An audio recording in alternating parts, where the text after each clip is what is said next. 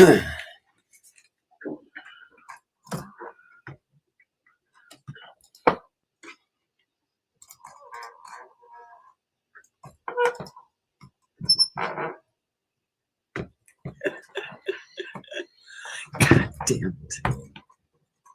Thank you.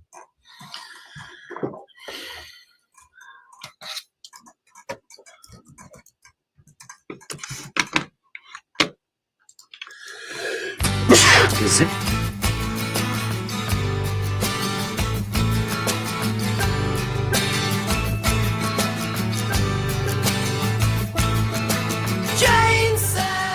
Good morning and welcome to Matenaer On Air. Jane Matenaer, Greg Bach, Calvin Butenoff, coming to you live from our studio here at Radio Park in Racine.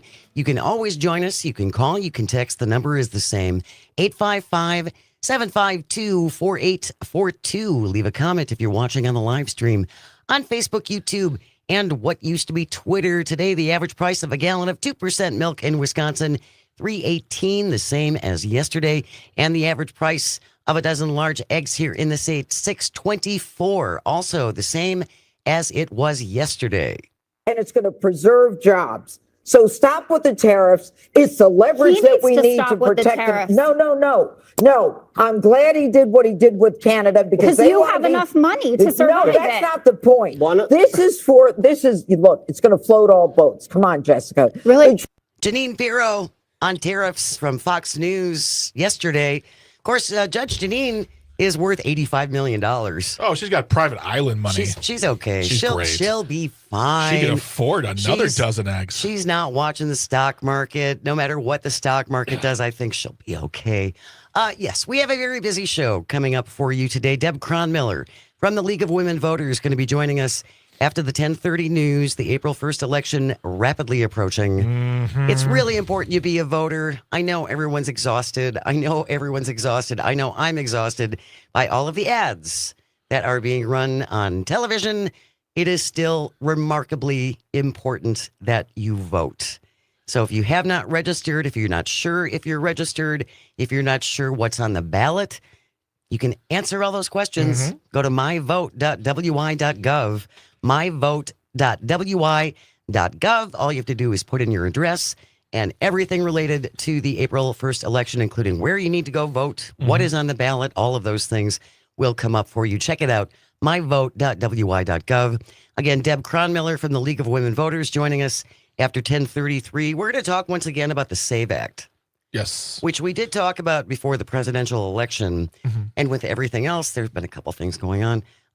This kind of got pushed into the background. Yeah. But I think it's very important, especially if you are a married woman, to understand what this will mean if the SAVE Act passes. So Deb Cronmiller will be here after the 10:30 news. Next hour, after the 11 o'clock news, Dr. Kristen Lyerly will be here. Yes. That measles outbreak continues in Texas.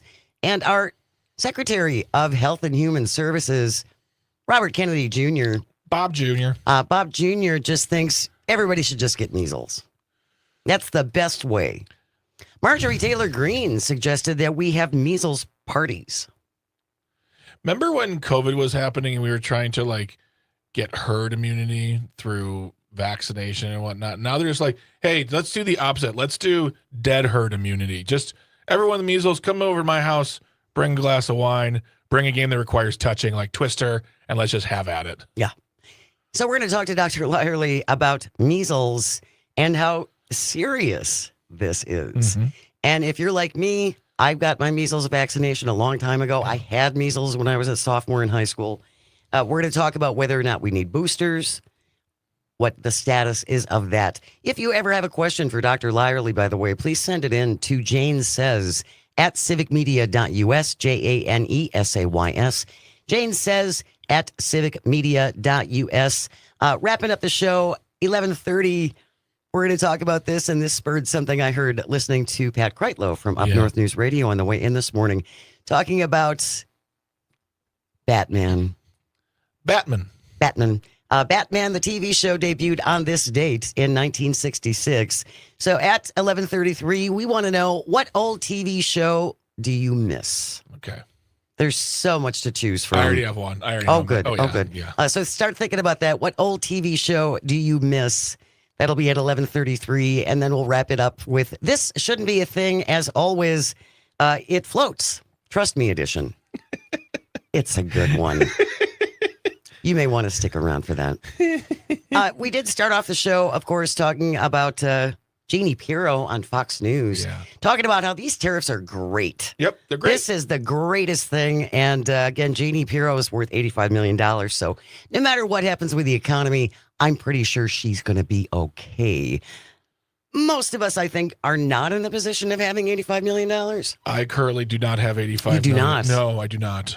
What a shame you didn't work harder, Greg. I know, I'm lazy. Yeah. Full of empathy and just laziness. But we do have someone in Wisconsin who has concerns. Who is that? It's like our own Susan Collins. Oh, grand. Ron Johnson from Lawrence Andrea in the Milwaukee Journal-Sentinel. Ron Johnson says he has a lot of concerns over Trump's tariffs and the impacts on Wisconsin. Ron Johnson telling the Milwaukee Journal-Sentinel, obviously we're a manufacturing state. I'd be concerned about retaliation against those manufacturers. I'm concerned about them losing overseas markets. I'm concerned about the cost to builders. I'm concerned about retaliation against our farmers. There are a lot of concerns. Let me count them. 1, 2, 3. There are 4 concerns. And He's really concerned. he's like super concerned, almost like all caps concerned. I wonder if it'll keep him from voting certain ways then. I wonder if that means he'll side with manufacturers, business people, individuals like that here in Wisconsin. I have a feeling no. Okay. All right. Well, Ron is worth $54 million. that it? I know. I thought he was Of worth the way richest more. senators in the United States, Ron Johnson ranks 8th. How embarrassing. Loser. Mark Wayne Mullen of Oklahoma is better than Ron Johnson. Come on, Well, he's got Rojo. 3 names. Rojo, work harder. Yeah. Work smarter. Let's get you up on that list a little bit. Put that concern aside because we know you're not going to do anything about it. And, make more money. Wisconsin consumers and businesses expected to feel the impacts of the tariffs. Yeah. Yeah. Raising prices on everything from produce to fuel to building materials. As we've mentioned, Canada and Mexico are Wisconsin's 2 largest trading partners. They bring in a combined $25 billion in cross-border trade in 2023.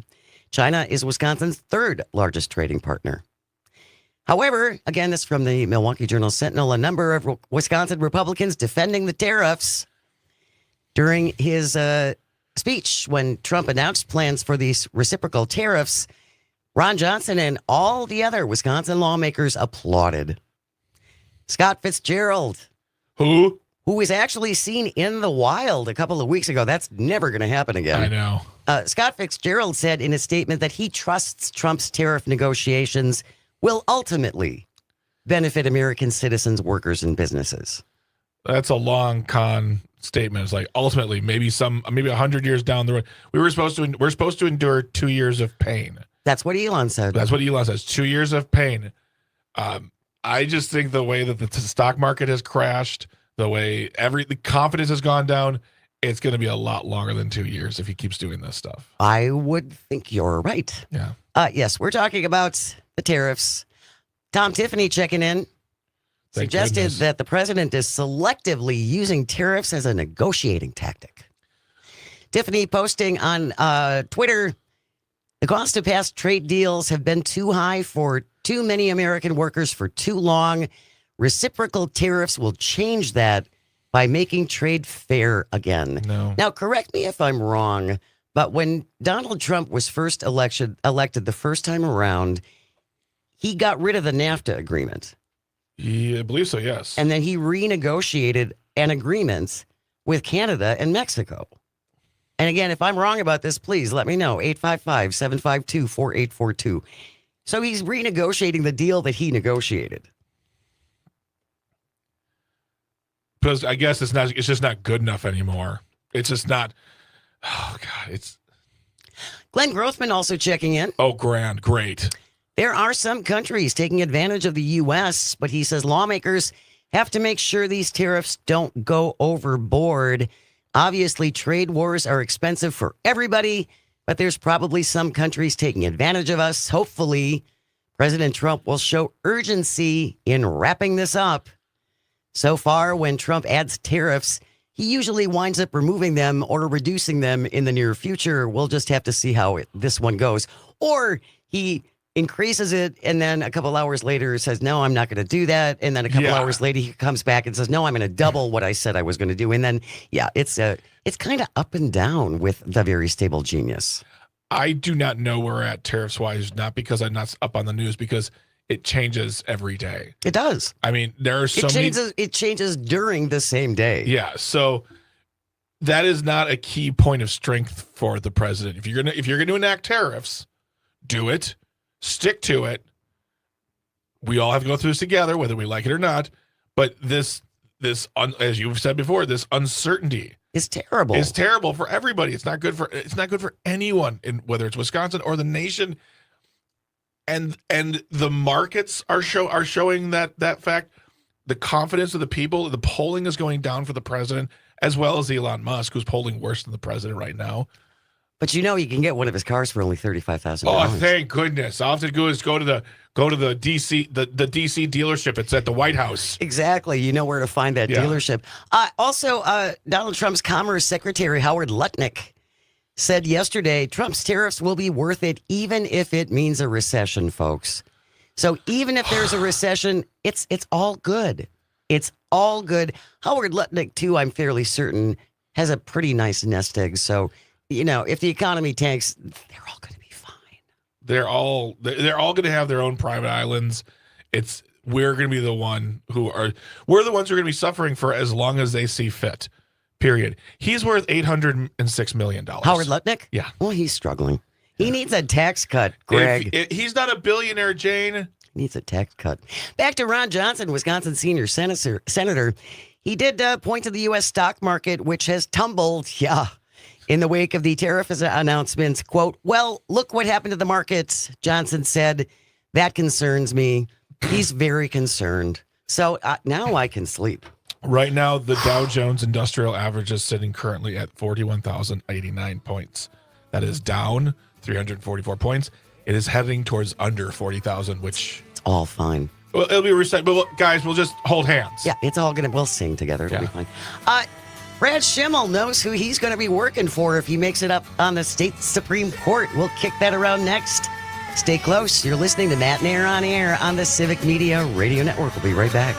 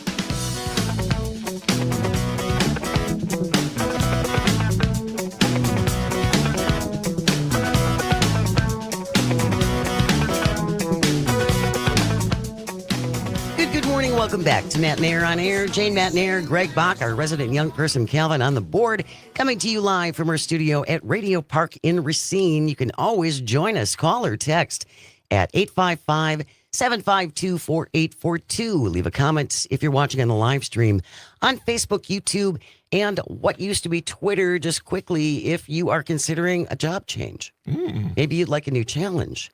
You'd like an opportunity to learn some new skills. Ooh. Civic Media is expanding, and we have job openings for producers and reporters and sales reps. If you would like to check it out, just go to our website, civicmedia.us/careers, and take a look at some of the jobs that Civic Media has to offer. It's a wonderful company. We have good benefits. We have great benefits, actually. Yeah. And it's a great place to work. I say this from experience. So check it out at civicmedia.us/careers. If you or someone you know is looking for a job change, always wanted to get into radio, this might be your chance. civicmedia.us/careers. Before we went to the break, we were talking about Wisconsin senior senator, $54 million worth, Ron Johnson. He's concerned about the tariffs. He's concerned, everybody, so don't worry. He's got it covered. He's concerned. He ain't going to do anything. Ollie from the North Woods is on the line. Good morning, Ollie. Thanks for joining us. What do you want to say about Ron Johnson? Well, I heard you talking about Ron Johnson and reading out his concerns. And I noticed that in each one of his concerns, he brings up the point about retaliation. That sounds more like a veiled threat, a reminder to anybody who speaks out against the Republicans that they face retaliation. It sounds more like he's warning people to keep quiet rather than be concerned about what's going on with them. You're not wrong, Ollie. Thank you. I mean, and we're going to talk about this tomorrow with Jim Santel about the Trump administration squashing speech they don't like. And they are approaching this in all kinds of different ways. If you say something out loud, if you represent a client they don't like as a law firm, the Trump administration is going to come after you. That seems, I don't know, what would be the word? Un-American. Un-American, culty, all weird, those things. all the bad things. All the red flags. In the time that we have remaining before we go to the news, it's important, I think, to point this out. New article in the Milwaukee Journal-Sentinel from Daniel Bice. At least now we know if Brad Schimmel gets elected to the Wisconsin Supreme Court, who he's going to be working for. New Musk mailer says Brad Schimmel will support President Trump's agenda from the bench. Whew. What? Good to know. Conservative Waukesha County Judge Brad Schimmel will not only interpret the law as a member of the state Supreme Court, he will also be President Donald Trump's bestie on the bench. This is from a new mailer by a super PAC from Elon Musk. Quote, conservative Brad Schimmel will support President Trump's agenda. Together we won the White House. Now it's time to win the courthouse. I'm not the smartest person in the room. I'm not the sharpest knife in the drawer. I didn't think that was the role of a Wisconsin Supreme Court justice, was to be working for the current administration. No, they're supposed to be looking at cases, as some would say, a case-by-case basis. Case-by-case basis. Measuring all of the information, all the discovery, and then going forth and issuing an order. And that order is either upholding the law, sending it back down, deeming it unconstitutional. I don't sit on the Supreme Court of a state or the country, but I know what they are supposed to do. And let's see here. This was last month, February 19th. Brad Schimmel says he's not for sale after Elon Musk Group drops $1.5 million in race. Oh, it's almost up to $10 million now. Yeah, $10 million. Elon's spending a lot of money to get his guy in the court. Yes, and you can do your best by saying, no, we did this to Eric Hovde, we did this to Tim Michaels. Just because you're big business doesn't mean you get to run what happens here in this state. And if Brad Schimmel is going to enforce the will of the current president on us, even though that is not the will of the people, that's what he's going to do. I just don't see why we should be, first of all, I don't even see why he can be a candidate at this point. I mean, this seems so wrought with, like, conflict of interest and all these problems. But on the 19th of February, Brad Schimmel says he's not for sale. Well, I guess he can take that sign off because he can put a little thing that says sold. Or rent? No, sold. Sold? Sold. He's not for sale anymore because he's already sold to Elon Musk and all his buddies and Donald Trump. And we're not making this up. These are flyers, and I think I just got one. I got one at my house, too. And they're big ones, too. Oh, mine was a little door hanger that said, you can't let liberal justice, Susan Crawford, and then, and then on the other side, it's Donald Trump with a big thumbs up saying, just keep this in mind. yeah. As we prepare to go at the polls on April 1st, and you cast a ballot for either Susan Crawford or Brad Schimmel has admitted if he gets this spot on the Wisconsin Supreme Court, he will not be ruling independently. He will be ruling in order to support Donald Trump. Again, I didn't realize that was in the job description. No, neither did I. I thought you were supposed to be an independent jurist. You would think so. We can talk more about this with an actual lawyer, Jim Santel, when he joins us tomorrow. And we can talk about this with Deb Cronmiller. Oh, yeah. Who's coming up next? She is coming up next from the League of Women Voters. But share what you know. Yes. There are still a lot of people from a recent poll that came out from Marquette Law School. A lot of folks have no opinion yet on either Brad Schimmel or Susan Crawford. But they know an overwhelming group of those individuals polled know that race is important. Right. But they just don't know anything about the candidates. That's a scary place to be. So share what you know. Share what you know. And again, we're not making this up. It's on the flyers. Brad Schimmel will be on the Wisconsin Supreme Court to help support the Trump agenda. Cast your ballot accordingly. Yeah. That's what you want. Go for it. I don't think you should. Okay. News is coming up next. When we return, Deb Cronmiller will be here from the League of Women Voters. Stay with us. You are listening to Matenaer On Air, coming to you across the vast, statewide, countrywide, global on the app, Civic Media Radio Network.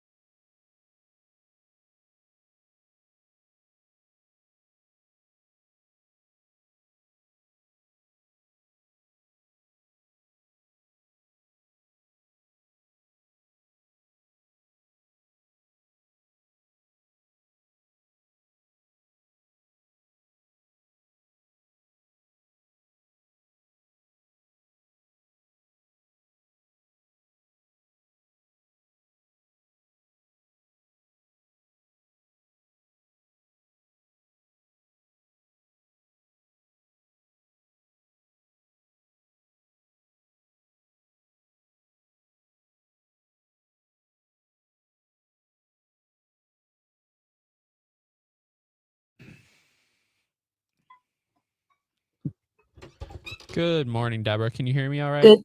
I can. Good morning. All right, awesome. I can hear you as well. We're really excited to have you on the show. We come back from break in about 3 minutes. Super. Thank you.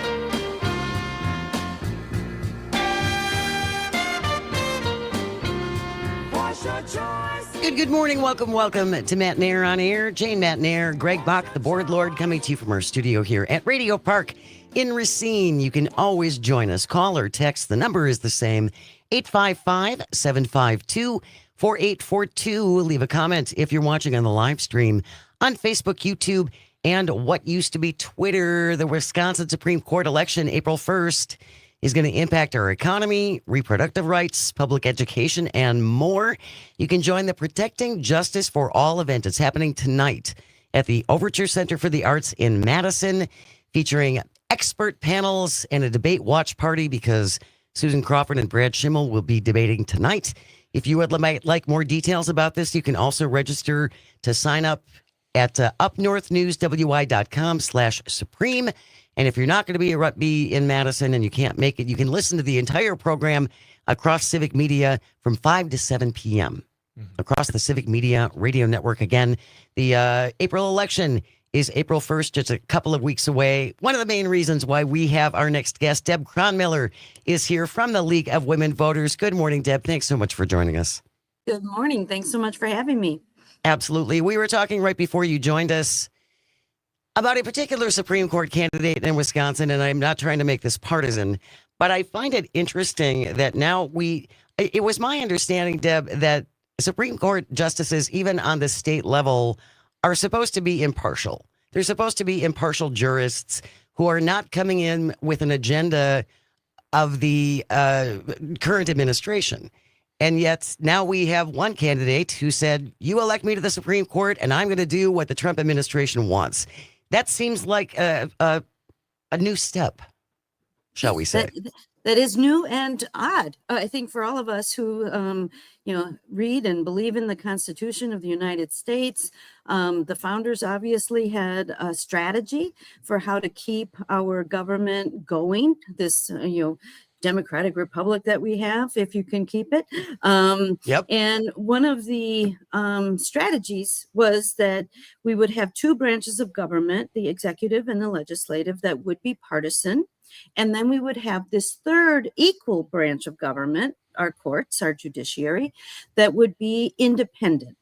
And their job essentially is to kind of police the other two branches to make sure that we're not off the rails, that the other two branches of government, the politicized branches of government on purpose, would be following the laws, or in the case of the legislature, making the laws. And then in the executive, not to overreach or over grab power, and so all three branches were intended to be equal, and all three branches were intended to have a very specific purpose in what is governance of our nation and our state. And I do think that, and it's hard not to, I guess, in this world that we live in today, different from the world of our founders, obviously.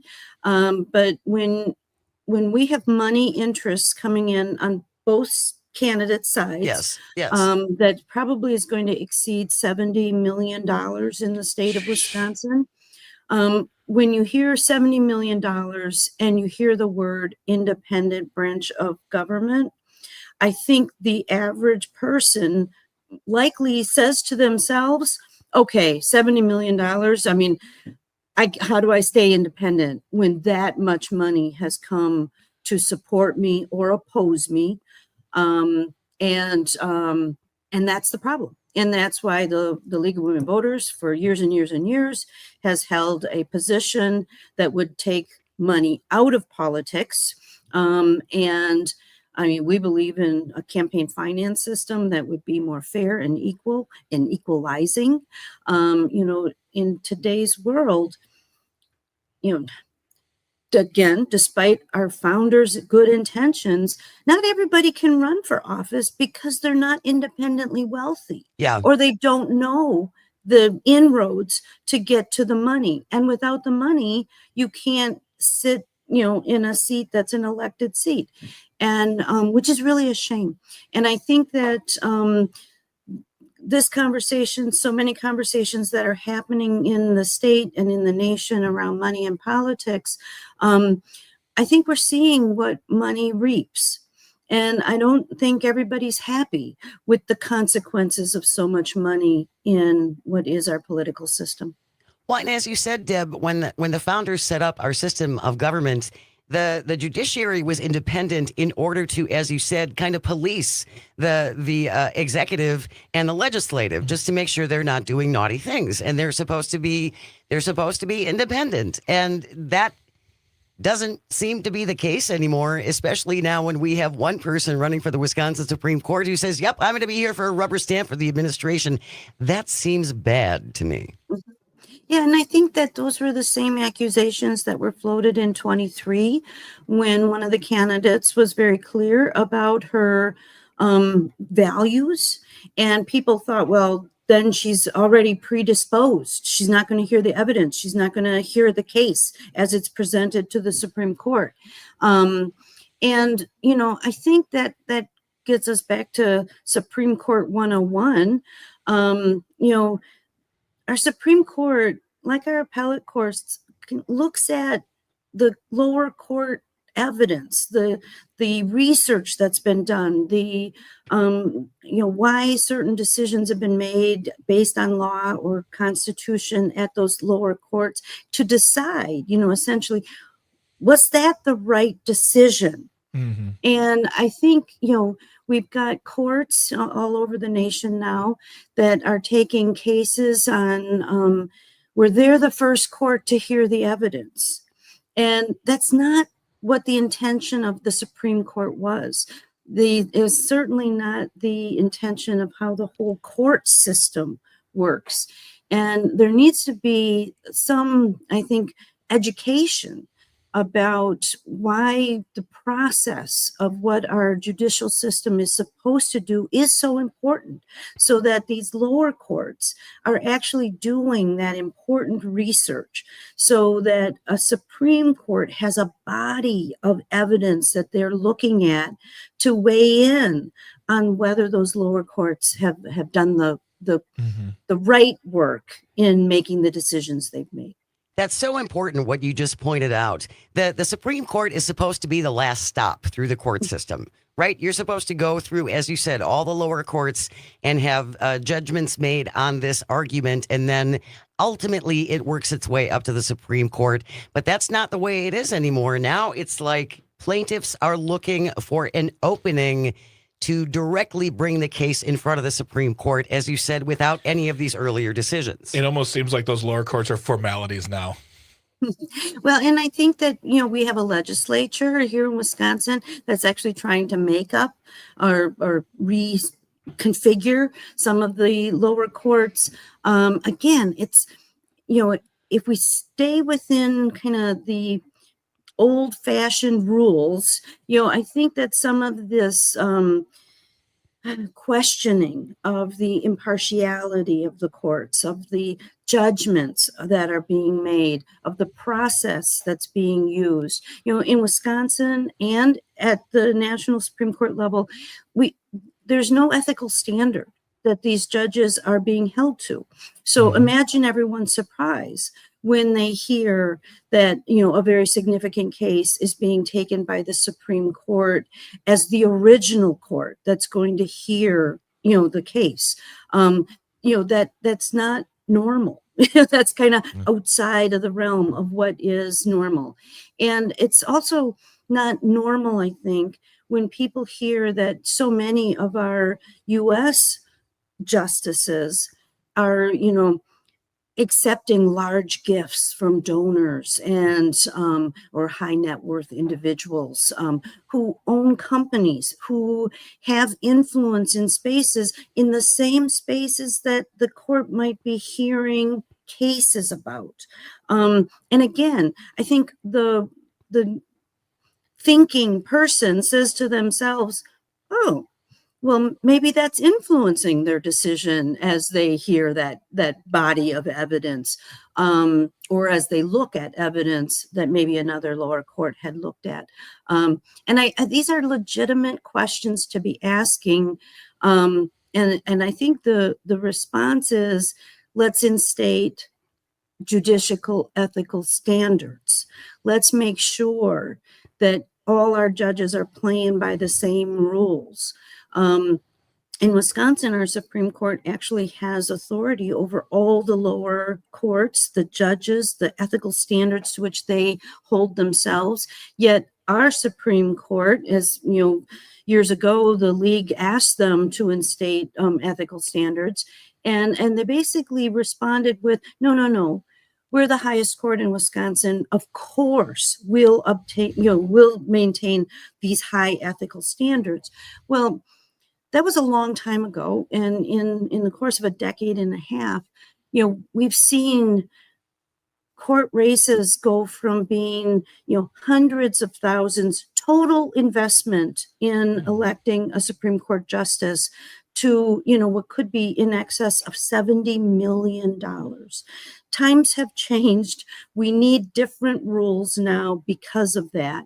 And those are the discussions I think should be happening. We shouldn't be having a discussion about if you hear this case, because that should be an off limits question, to begin with, but rather, what will you do to ensure the impartiality of the court in Wisconsin, in the United States? These are the questions we should be asking. If you're just joining us, Deb Cronmiller is our guest from the League of Women Voters, and we're talking about the spring election coming up in Wisconsin on April 1st. It is very, very important that everyone be a voter. Go to myvote.wi.gov. Make sure you're registered. If you're not, there's ways you can rectify that. That all you have to do is put in your address. It's super easy. Yep. myvote.wi.gov. It really is remarkable to me, Deb, that no one screamed and that we're still not collectively screaming about, you know what? I'm going to issue my own set of ethics rules, and then I'm going to enforce those rules on myself because I'm trustworthy and you should just trust me. What other business or any entity would we give that much power to? Just trust us. We'll make our own rules and we'll police ourselves. It's all going to be good. Don't worry about us. And, on its surface, Jane, that really sounds so sensical. But for, hundreds of years, our justices have held themselves to that high standard. But for hundreds of years, we haven't had money influencing every single decision that's being made, whether that's by the executive branch, the legislative branch, and now the judicial branch. And so we do need a different set in this time of rules. And even when this money wasn't so pervasive, the league thought the Supreme Court in the Wisconsin should have standards. But at the time when they said, we don't need standards because we are of high integrity, I didn't like that decision, but at least I believed it. And it's harder for me today to believe it. We can thank John Roberts in the Roberts Court for Citizens United deciding that money is speech, everybody. It's all good. The more money you have, the more speech you're entitled to. Well, and I want to say something really quick is that, people are going to donate money. They have the right to do that because of Citizens United. And it's not a matter, to me, it's not a matter of the people you're getting it from. It's if you're saying you're going to align your decisions with a certain ideology and a certain group of individuals. If you are Susan Crawford and you're getting a lot of money from whomever, if she comes out and says, well, George Soros, because that's who they love to talk about, that's my guy, there's a problem there. And I have a problem with that, but she's not doing it. The other guy is saying he's going to do it. So that's where it's making me worried. We're going to continue our conversation with Deb Cronmiller. Deb, when we come back, I want to talk about the SAVE Act and what this could mean for particularly married women. Stay with us. You're listening to Matenaer On Air. This is the Civic Media Radio Network. We will be right back.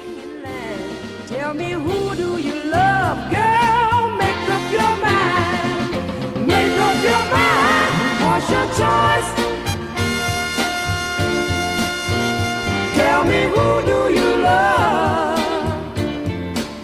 Am I the one that you're thinking of? Jim, he's sincere. Oh, and Joe, he's fine. Johnny's nice. Yeah.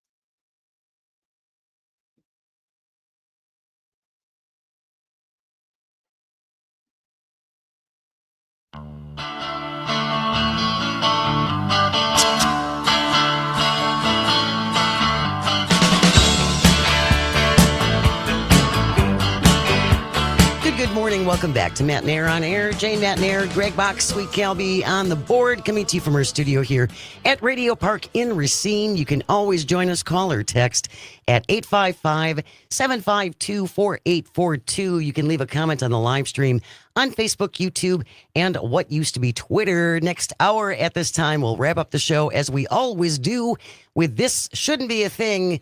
Today it is the It Floats, Trust Me edition. If you ever have a thing you think should not be, send it into Greg and me at Jane Says at civicmedia.us, JANESAYS, Jane Says at civicmedia.us. Please use that same address if you have something going on in your community, no matter where you are across Wisconsin, that you would like us to highlight. Maybe there's a fundraiser for something. There's a guest you think we should have. Send it in to Jane Says, and all your complaints too. We make sure Calvin sees them, so that's all good. Absolutely. Deb Cronmiller is our guest from the League of Women Voters, and we were talking about the April 1st election just a couple of weeks away. The school superintendent race is on the same ballot, along with the open seat on the Wisconsin Supreme Court. Something else, though, I wanted to move on with the time we have left, Deb, is the SAVE Act, which we talked about before the presidential election. The SAVE Act is part of Project 2025, which, as we see now, is being instituted by the Trump administration. And there's this one part in the SAVE Act, which again is ostensibly about ballot security and voter security. But in many ways, it's just about making it harder for certain groups of people to vote. And the SAVE Act, if enacted, will really affect married women. Can you explain how that would work, please? Sure. Well, with the SAVE Act, if been brought into law, every citizen would be forced to produce documents that, kind of confirm that they are in fact a citizen of the United States. Now, the League is opposed to the SAVE Act. We were opposed to the constitutional amendment in November, which was also a citizenship test kind of amendment for here in Wisconsin. And we oppose it because it is, as you were inferring, a voter suppression technique. There's no problem here that we need to solve to begin with. It's already it's a illegal. solution. It's a solution in search of a problem. Right. It's already illegal for a non-citizen to vote in any election in the United States. And, with some exceptions in local municipalities, but at the state level and the federal level, you must be a citizen to vote. Right. And this system has worked pretty flawlessly for all these years, because it is a felony for a non-citizen to cast a ballot. And I don't know about you, but if you know non-citizens, one of their greatest fears is that they would be called on the carpet criminally for anything here in the United States. Yep. So it's not like there was this mass citizen non-voting thing that was happening. It never did happen, never will happen, and we don't need the SAVE Act. But because it's requiring every citizen to produce the citizenship documentation, and the documents that they're allowing, are the usual suspects, so a birth certificate, a passport, and despite the fact that Congress knows, 50% of U.S. citizens do not have a passport. Married women, the name on their birth certificate might very well be different than the name they are going by now because they've taken their husband's surname. So I don't know if these were unintended consequences or intended consequences, but the reality is this is going to cause an obstacle for people who are eligible to vote and have been eligible to vote, have been voting, for them to have to go through now an additional step to ensure that they have proven their eligibility. When before the SAVE Act, before the constitutional amendment, our citizenship was something that we got to say, I am one of those. I know I was born here in the United States. I know I am a citizen, and I am affirming that. And if I'm lying to you, that is a felony. Well, and I think it's important, again, this is a solution in search of a problem. There is no evidence, and there never has been any evidence of widespread voter fraud. You don't trust me? Ask Robin Voss. Ask Michael Gableman, who spent $2 million of our money searching for voter fraud, which he never found. There is no evidence of widespread voter fraud in this country. This is all manufactured, as you said, Deb, to make it more difficult for people to vote and for married women who didn't go to the court to have their name changed when they got married. If this passes, you're going to have problems. There will be problems for you trying to cast your ballot. Yeah, absolutely. And in addition to the actual nuts and bolts problems that the SAVE Act will have in disenfranchising certain voters, it's a distraction from what our legislature, our Congress should be giving us in the form of laws. We need health care. We need, a clean, safe environment, water, air. We should not be privatizing government services that are intended to promote the public good. And yet these are the things that we're not talking about because we're talking about things like the SAVE Act. Deb Cronmiller is with the League of Women Voters. We will include the link to their website. Check them out. If you have questions, contact the League of Women Voters. They're wonderful, and they are there for you. Thank you so much, Deb. Really appreciate your time. Stay with us. News coming up next. When we return, Dr. Kristen Lyerly will be here to talk measles. You're listening to Matenaer On Air. This is the Civic Media Radio Network.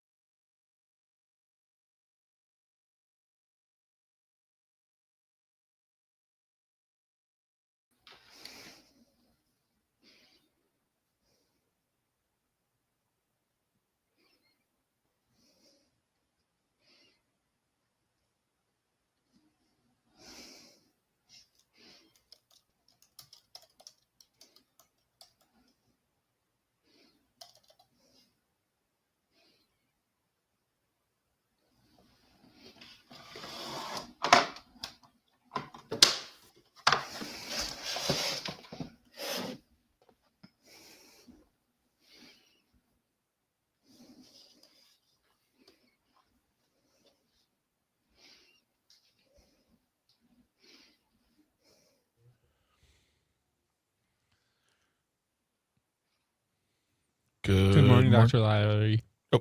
Lyerly. Hi guys, how's it going? Good. You sound good. Awesome. Excellent. Awesome. We get started in a minute and a half, but you already knew that. Yeah, you sound wonderful. Sweet, thank you.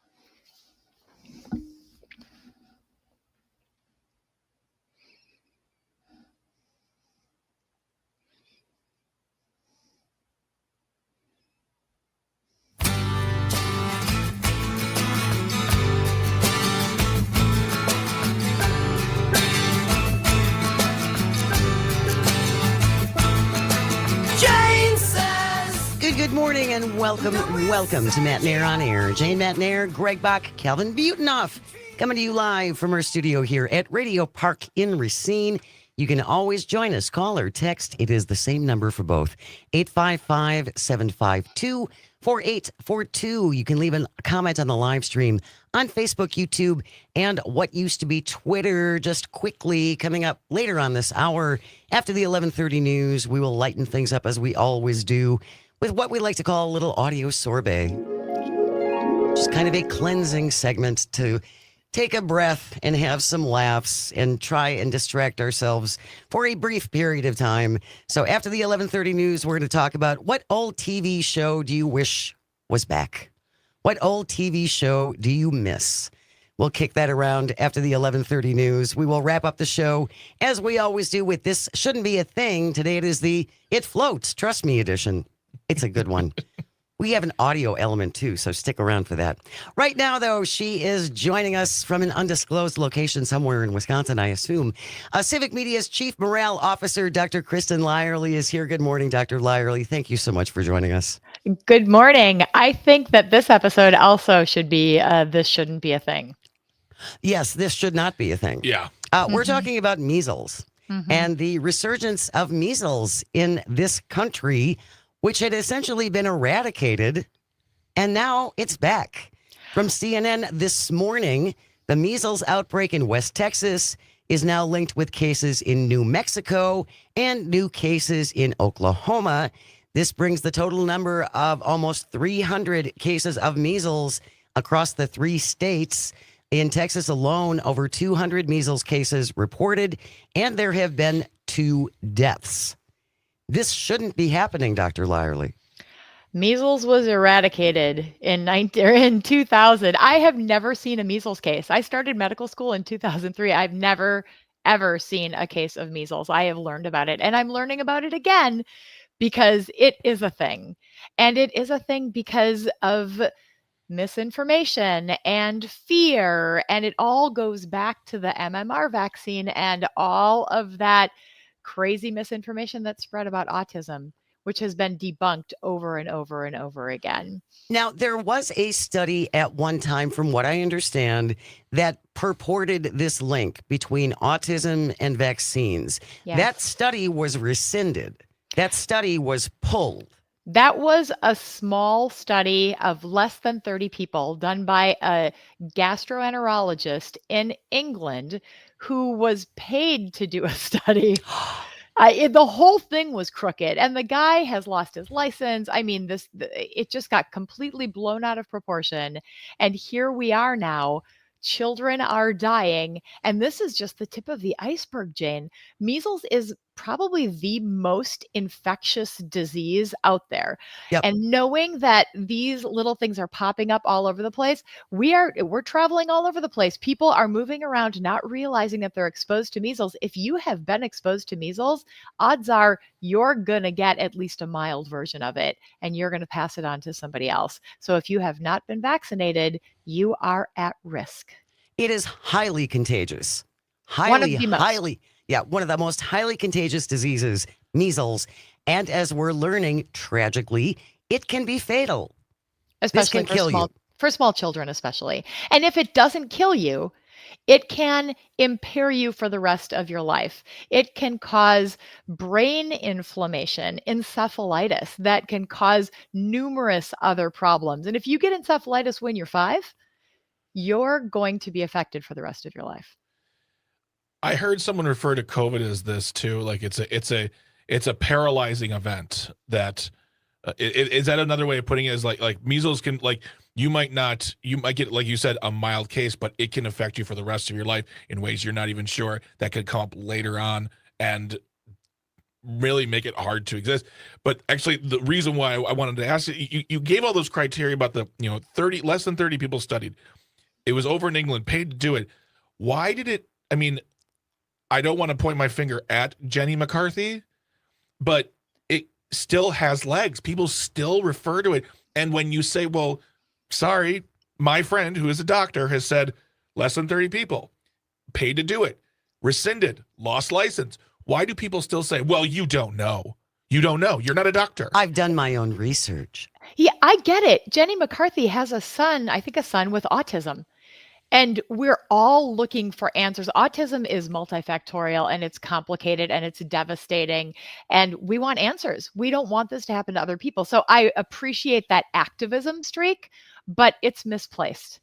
And what we're seeing in the United States, when people can't get access to real healthcare, to real information, we're seeking out natural solutions. So we've been hearing a lot about vitamin A as a potential solution. Vitamin A does not prevent you from contracting measles. I want to be really, really clear about this. Vitamin A is not the solution. It might be in Africa, where people have vitamin A deficiencies. There we have studies that show that for people who are sick with measles, it does make a difference. And we do use it in the United States for people who are, like kids who are hospitalized with measles. We do give them vitamin A because there is some evidence that it can make a difference, but it also can cause problems. It can cause liver problems, and it can give you that false sense of reassurance that you are protected from measles, when in reality, it does not at all protect you from measles. The only thing that protects you is the vaccines. If you're just joining us, Dr. Kristen Lyerly is here, and we are talking about the resurgence of measles in this country, which was eradicated in 2000. You said, Dr. Lyerly, right? That's right. And now it's back. And now our head of the Department of Health and Human Services, Robert Kennedy Jr., says it would just be better if everybody got measles. Marjorie Taylor Greene has suggested we have measles parties. She should have a measles party, but all the rest of us shouldn't. We should all just get vaccinated if we are not vaccinated. And if you have been vaccinated, if you've received both of those doses, the risk that your vaccine has waned or that immunity has worn off is very low, less than 1%. So you are probably covered. But if you're concerned, you can get a simple blood test called a titer that will tell you whether you have that immunity or not. So it's easy. So that's one option, or you can just get another vaccine. As long as you can safely get a live vaccine and you tolerate that well, then that is another option for you. So to be clear, if you are concerned about measles and you want to make sure that you're protected, you can either get a blood test or you can just get another dose of the vaccine, and you should be good. And if I get another dose of the vaccine I'm 65, and I had measles when I was a sophomore in high school. Now, does that mean I am protected forever, or is it because I'm going to Texas next week to see a friend of mine, and she's outside of Austin, which is relatively close to where this outbreak is in Texas. Should I be getting another booster, or because I had measles when I was in high school, am I protected now forever? Jane, you are golden. All of the data that we have, the only area of my life, Kristen, where I am golden, I'm not getting measles. Yay! Why? You Thank are you. golden. Because you have had measles, and this is what happens with misinformation. They take something that has some truth to it, and they blow it completely out of proportion. They cherry pick the data, and they use it in a way to persuade to trick people into doing things. Trick. Yes. So for you, because you've had measles, you are likely to be better covered than somebody who has actually had the vaccine. Now, getting the illness puts you at a much greater risk of the complications of the illness. So the vaccine is safer, which is why we recommend the vaccine. But for you at this point in your life, you should be totally fine. If you want the reassurance that you're covered, getting a titer, just looking at that number might make you feel better, but you should be golden. And what I remember from about this, and if anyone is of similar age and who had measles, what I remember from that is my mother insisting that my room be dark because there was a concern about eyesight and measles and the potential for going blind. Related to the encephalitis, the brain inflammation. Yes, yes. So I can remember and I was really sick. I can remember being home for about 2 weeks in my dark bedroom because there was so much concern about that. Wow. And, your immune system for potentially years after your measles infection, your immune system is depressed. So it puts kids at an additional risk for potentially years after they've been sick with measles and opens up the door for all of these other illnesses.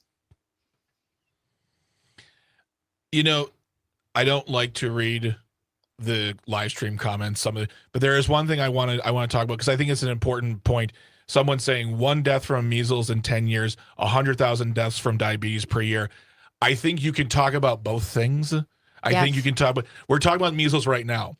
We can absolutely have you back on the show, Dr. Lyerly, and talk about diabetes and talk 100%. About the importance about being healthy, exercising, but one doesn't have to exist. If one exists, the other one can exist as well. So thank you for making that a concern to you, making it your concern. We will have Dr. Lyerly talking about that as well. And I don't understand, because this was something that was already eradicated in this country, why it's not a big deal that we have. So 1 is okay. 23 is okay. Now we're up to almost 300. So that's okay. Yeah. We had gotten rid of this disease. And thanks to Jenny McCarthy, of all people, thank you for reminding me of her. Sorry about that. One of the original influencers. Why anyone would take medical advice from that person is stunning to me.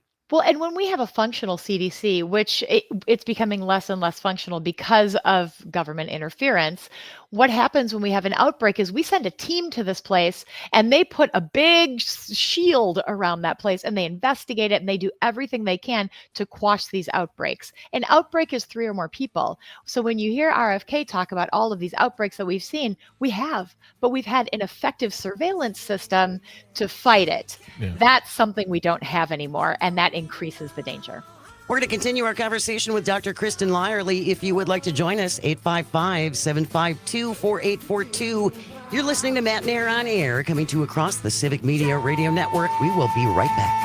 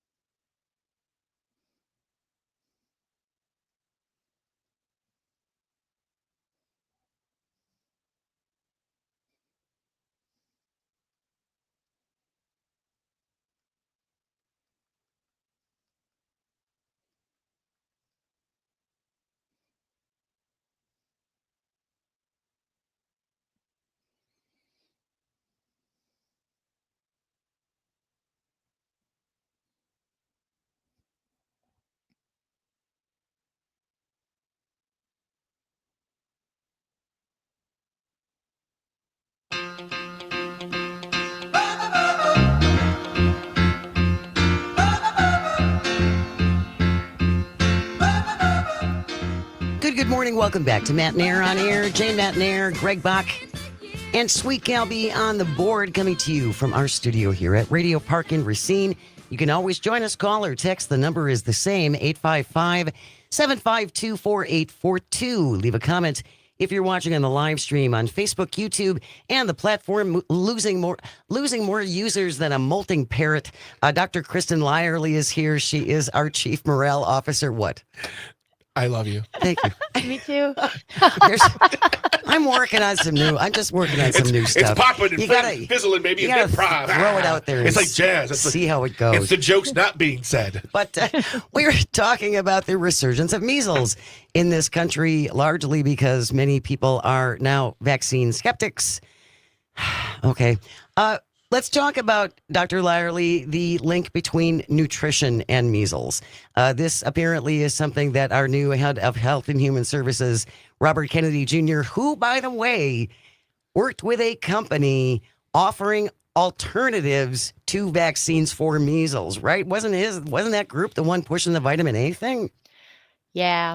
Yeah. This is the thing. So, yes, great nutrition is important for everyone. We all should get enough sleep. We should get regular exercise. We should eat healthy foods, including fruits and vegetables and whole grains, and drink plenty of water. We know these things, Yes. but it's just not that easy, right?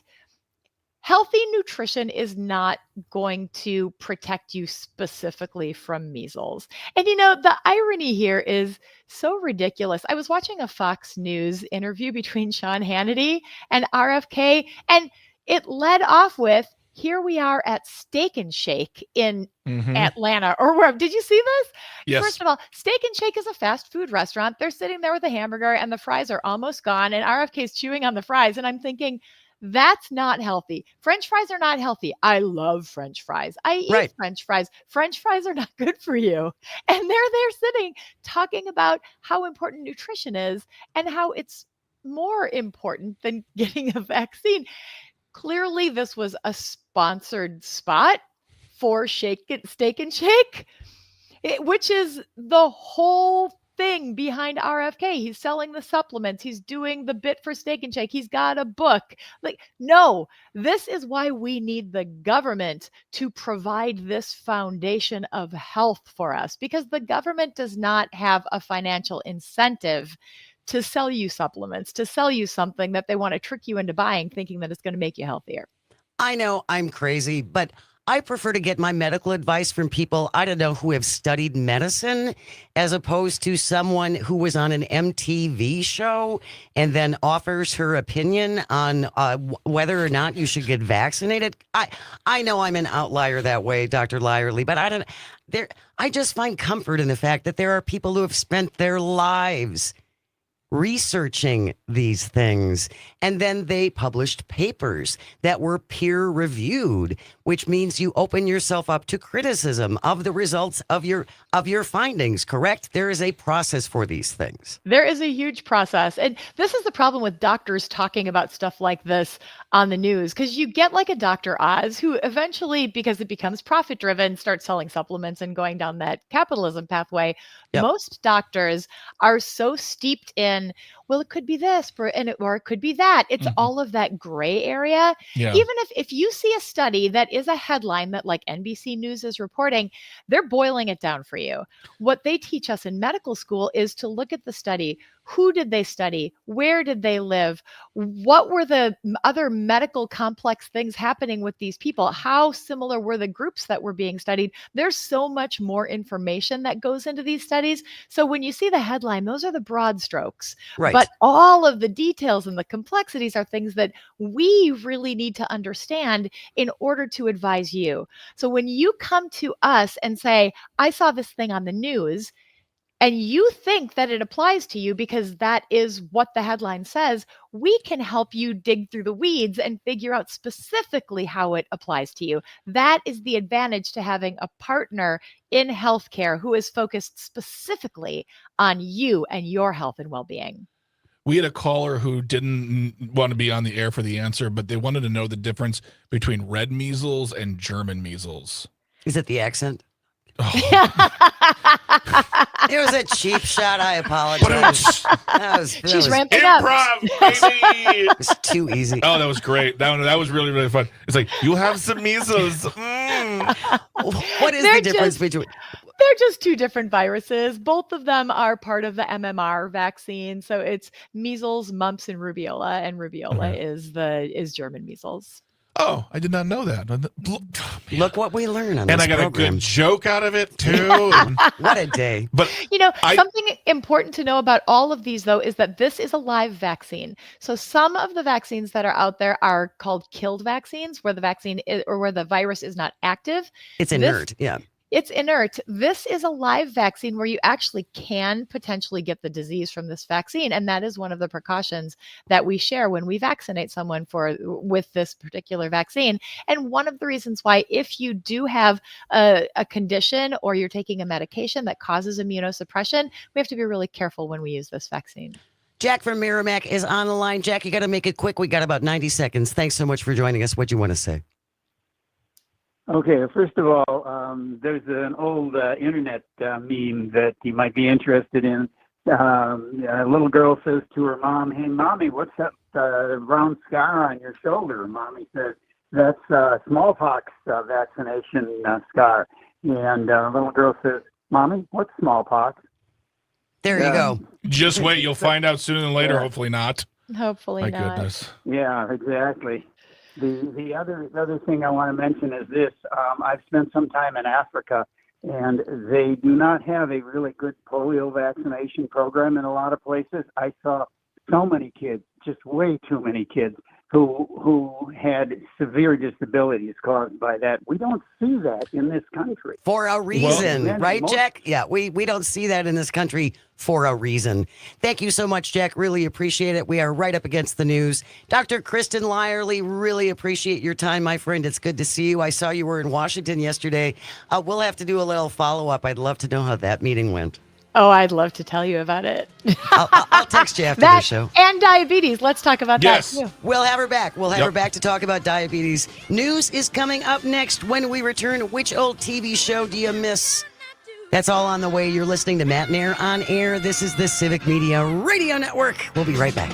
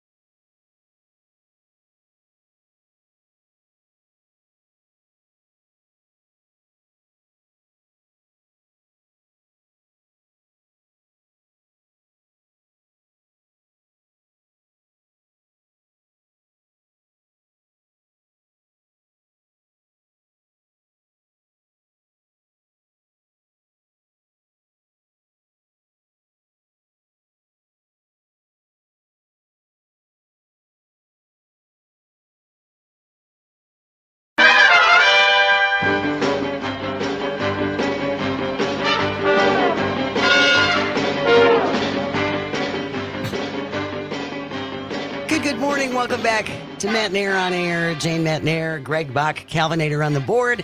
Coming to you from our studio here at Radio Park in Racine. You can always join us, call or text. The number is the same, 855-752-4842. Leave a comment if you're watching on the live stream on Facebook, YouTube, and what used to be Twitter. Just a reminder, if you are considering a change in jobs, maybe you have a younger person in your home who is considering a career path they may want to take. I actually know that there is a broadcast company that I used to work for, actually, who just got rid of a whole bunch of employees, unfortunately. If you are on the beach, a former TV or radio person, and you are looking for a gig, Civic Media is growing, and we have job openings. You can find them at civicmedia.us/careers. Nice. We're looking for a couple of producers. Greg is a producer. Calvin is a producer. We're looking for some more news reporters. We are looking for a news director. We are looking for sales reps. If you are considering a change or maybe a new path, you never thought about getting into radio, or did you? You wanted to get into radio. I always wanted to get into radio, but I never saw a pathway in because I had a lot of friends who were in radio, and by the time I got to know them, they'd been in radio 10 years, and they had done all the things. I got accepted to radio school. And then they sent me a sheet saying, well, this is how much you're going to make coming out of radio school. I said, well, I don't want to live in a box under a bridge, so I guess I'm going to have to get a job. But yeah, so this opportunity presented itself, and I've, I love this company. I really do. And I love the people I work with. So yeah, come hang out, Check it out. Yeah. Check it out. Go to civicmedia.us/careers and take a look at some of the job openings. Civic Media is growing, and we would love to have you be a part of it. As we always do for the last half hour of the show, we try and lighten things up a little bit. We like to call it, he's on the phone. Oh. Can you fill it in? Audio survey. Thank you. It was an underwater harp. I like it. So our question for you today, what old TV show do you miss and wish would come back? And I thought of this morning when I was driving in and I was listening to you and Pat Kreitlow on Up North News Radio. Today in 1966 was the premiere of the Batman TV show with Adam West and Burt Ward. Yep. I loved that show. I mean, what's interesting about Batman 66 is the stomping ground that show was for celebrities. It was. Cesar Romero played the Joker. Burgess Meredith. Jack Jones was on that show. You had was it Yvonne DeCarlo? No, it was Eartha Kitt. Eartha Kitt played Catwoman, and also Julie Newmar played a Catwoman. Right. There were 3 Catwomen on that show. And then you also had the crawling up the side of the building, and then someone opening a window, and it's like, oh, it's Dick Clark. It was always that was before Laugh-In started doing that. And that was going to be my show. Laugh-In. I loved Laugh-In. Like when I was I come from a very interesting generation, especially within Gen X, which is I didn't grow up with just 3 channels, but I also didn't have 150 channels. I had about 20. We had a clicker box on top of the TV. We had cable. Right. And, and none of those channels shut off at midnight like the old days where it was the national anthem. And then snow for 12 hours. Right. They had to fill it with programming. So all the shows I grew up watching had been canceled for a good 15 years. Black and white shows, comedies. And one that my mom showed me that I fell in love with when I was really, really young was Laugh-In. That show was a groovy. There was nothing like it. No, there was nothing like it. And there's been nothing like it since. And I don't want to get into the whole well, you couldn't do that show. You could absolutely do any show today or movie today. Just be sensible about it. With some changes, perhaps. But Laugh-In was like chaos in a bottle, and it worked every single time. And it was almost like and when you think about the format of the show, fit who we are today. Quick cuts. There's no really long sketches. You're right. Camera going back and forth and back and forth. It was all quick. Yeah, and and you want to see a Goldie Hawn before she got into movies. That's where she got her start. It was an amazing show. I can still name all the actors on the show. I would love to have a version of Laugh-In today that was tongue in cheek, political, but not so politically serious that you were not having fun. where you could, but we don't live in those times anymore. Like you could funnel in 1969. You could do it. Poke fun at Tricky Dick, and he'd come on the show. You can't do that nowadays. But Laughing would be my vote. Which TV show do you miss? Which old TV show do you miss? Doesn't have to be that old. No. But today is the anniversary of the premiere of the original Batman series from 1966. 855-752-4842. 855-75-CIVIC. What old TV show do you miss and wish would come back? We got some good texts coming in. Brian from Milwaukee, Mission Impossible with Peter Graves. Okay. That was a great show. That was a great show. And the disguise guy. I can see him and I can't remember his name. He always did all the disguises on Mission Impossible. Yeah. Somebody can text that in for me. I've forgotten what his name is. Thank you for that, Brian from Milwaukee. Liz from Saukville. I miss MASH and The Love Boat. MASH is probably my number one TV show. And I've watched it so many times, I almost feel like it's still on the air. That show is fantastic. And Love Boat, I can watch an episode or two, and then I'm like, I get it. I would like to see Fantasy Island again. They tried to redo that show as like a darker version, I think, and it just didn't. No. There is no Fantasy Island without Ricardo Montalban. With a deep Corinthian leather. Shizu on the live stream says, old cartoons I would love to see come back. The World of Donald the Gnome and Pirates of Dark Water. I would love to see Fractured Fairy Tales come back. What was that? That was part of Looney Tunes, and it was always a very short segment of the Looney Tunes on Saturday mornings. But Fractured Fairy Tales is just what it sounds like. They would take an old fairy tale and screw it up. Okay. And it was hilarious. It was absolutely hilarious. What old TV show do you miss and wish would come back? 855-752-4842. Mike from West Bend is on the line. Good morning, Mike. Thanks so much for joining us. Well, good morning. Yeah, I started as a police officer in the 70s. And you want to see a real police show? Barney Miller. I love that show. That's what a real squad room was like. And I'll tell you, it showed that the cops had a lot of heart.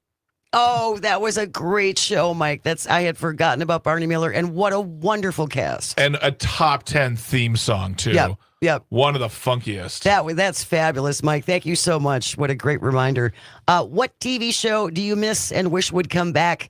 855-752-4842. John from Hubertus, WKRP. Yep. That was so brilliant. Chai Chai Raguez.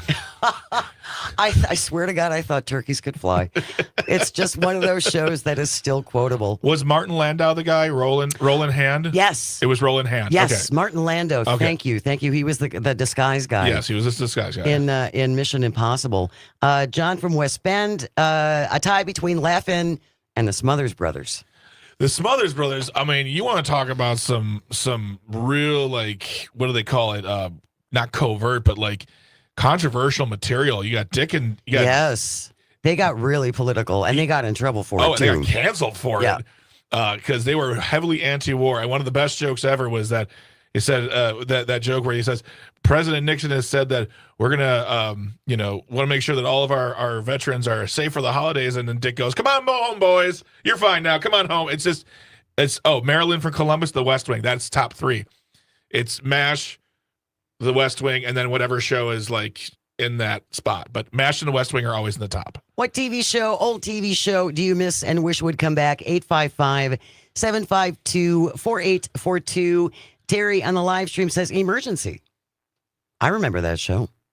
Doctor shows were really big in the 70s. Yeah. Dr. Marcus Welby. Marcus Welby, MD. Trapper John, MD. Which was a weird spin-off of the movie MASH, not the TV show MASH. Yep, exactly. Fractured Fairy Tales from Rocky and Bullwinkle. Someone listening in Madison, thank you for the clarification. Yes, now I remember. Okay. The Rocky and Bullwinkle. Yes, I remember watching those when I was a little kid. Oh, come on. The Carol Burnett Show. So brilliant. Oh, and the Avengers. That's folks, if you have streaming, the Avengers, and this is for your kids listening, We're not talking about Marvel. We're talking about the TV show, the English spy show. Yes. That is on streaming. Is it Yes, really? I don't know where it is exactly. Does it still pass the test of time? Oh, I don't know. I never watched it as a kid. Emma Peel. Yeah. She was. Hello. She was something. Hello. Calvin, are there any shows? I mean, I know that you're a resident young person, but are there any shows that you wish was still here that, Well, none of them would be really considered old shows, especially to you guys. That was not the compliment you thought it was. I didn't mean it in any type of way. I don't know. I feel like Community always said 6 seasons in the movie, Yep. so I'm waiting for the movie Absolutely. for Community. I think Jordan and Michael could do some interesting things with Key and Peele if they brought that back. I would love Key and Peele to come back. They were fantastic. I don't think they'll ever do a TV show again. I think they would sooner do a movie. But they did their one movie. They did their show. They did their one movie. And I mean, Jordan Peele is he's in a different, Keegan-Michael Key is on a different level for TV and performing, whereas Jordan Peele is on a different level for what he is doing. Yeah. And Jordan Peele, every time I look at him, I'm like, you are a director. Yeah. He's always got a big beard and he's wearing a suit jacket. I'm like, oh, sir, Mr. Hitchcock's calling. He loves your look. What TV show do you miss and wish would come back? 855-752-4842 for the texter in WAUK who missed the Carol Burnett show. You could go to YouTube. Yes. There are classic Carol Burnett skits all over YouTube, including the one with Tim Conway and the Siamese elephants. Yeah. When I'm really, really feeling down, yeah, I will watch that clip over and over and over just again. cannot hold in the laughter on all accounts. He killed everybody. He killed Dick Van Dyke. He just broke them all up. Yep. Tim Conway was hilarious. Oh my gosh, there's some great shows coming through here. That Mary Hartman. Yes. Oh my gosh. Dick Van Dyke show and the Mary Tyler Moore show. Carol from Waukesha. Soap. I loved soap. I wrote a college paper about soap. Go on. Which was Billy Crystal's first. Yes, it was. First big hit. And it dealt with the idea of homosexuality on that show too. And the world still made it through the night. Shockingly. Yeah. Whose line is it anyway? Steve from Milwaukee, another great one. Yeah. You can still find reruns of that show. I prefer the British version myself. Do you? Yeah. The American version is wonderful. But I've got, a soft spot in my heart for all of those British performers, especially Sandy Toksvig, who is the host of QI, which is the greatest quiz show on the planet. Okay. But yeah, whose line is it anyways? Love it. 855-752-4842. Jude from East Troy. Which TV show do you miss, wish would come back? In Living Color and Northern Exposure. Northern Exposure was a really sweet show. Oh, yeah.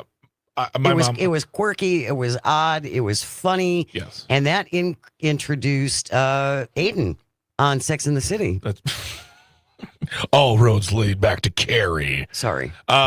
In Living Color for me was appointment television as a kid. That was great sketch comedy.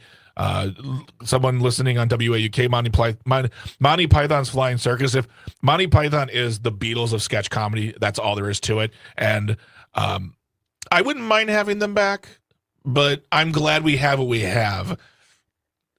With them, I'm sort of like, oh, let's just leave that where it is. That was good back then. Thanks, everybody. PJ says Three's Company or Welcome Back, Kotter were also good ones. And don't forget about Barney Miller, which was and Golden Girls. And Taxi. Oh, my gosh, we could go on forever. Just naming TV shows. When we return, we will wrap things up as we always do with This Shouldn't Be a Thing. It is the Trust Me, It Floats edition. Stay close. This is Dark Shadows, too. That was another one. Worst soap opera of all time. I loved it. You're listening to Matenaer On Air. This is the Civic Media Radio Network. Ooh.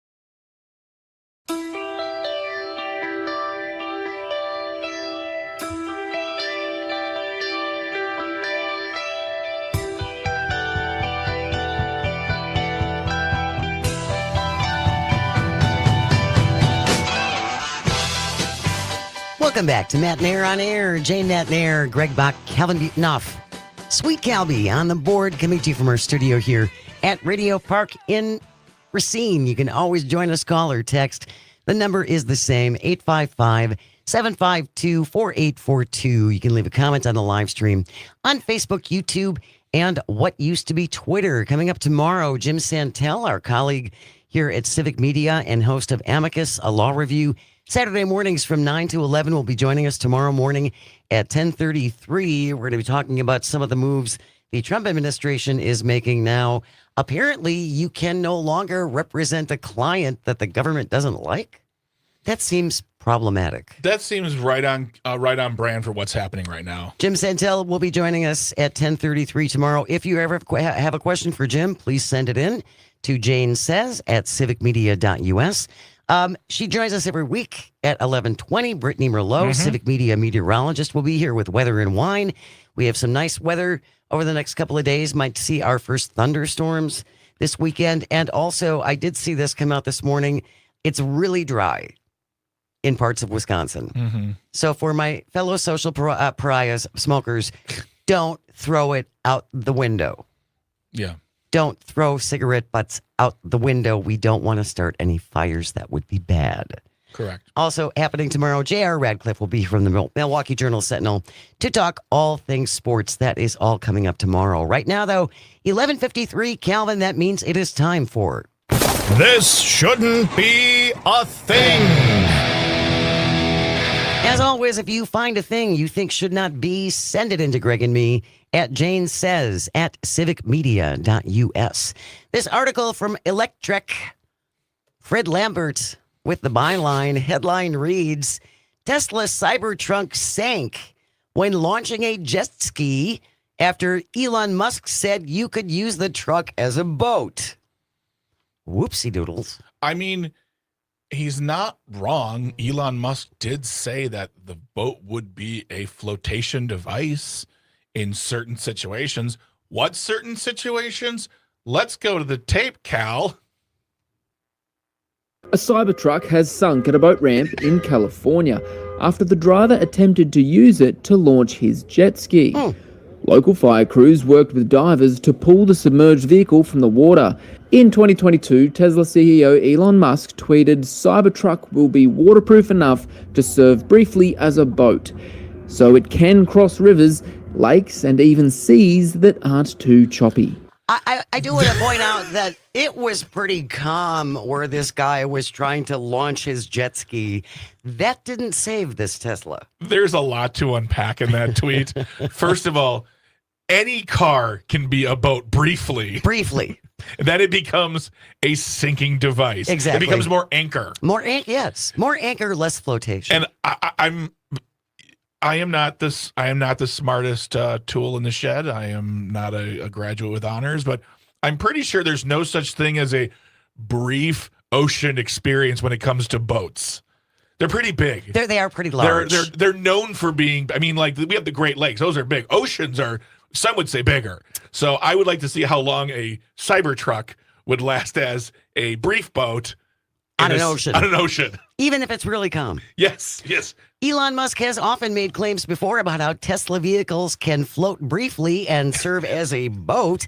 This has never been taken too seriously because Tesla's warranty says something different. Oh, tell me more. About taking it into the water. Yes, it seems that in order to do this, Tesla built in a wade mode for the Cybertruck to go into the water. This allegedly increases the height to the maximum and pressurizes the battery pack. However, slight problem. This gets activated through the off-roading mode, which is not covered under the Tesla warranty. Breaking news. Tesla has just released a new update for their Cybertruck and how it can be fully floatable on the water. You have to order what's called a ferry.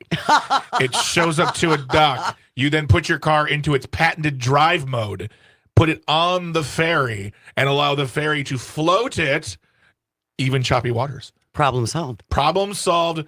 Cybertruck for life. Totally normal behavior here, folks. Tesla owner in California, unfortunately, learned the hard way that the Cybertruck is not a boat. It's not a cyber boat. Not a cyber boat. It happened in Ventura, California. And again, he was trying to launch a jet ski on the boat. When he could not get his Cybertruck back out of the water, it became completely submerged.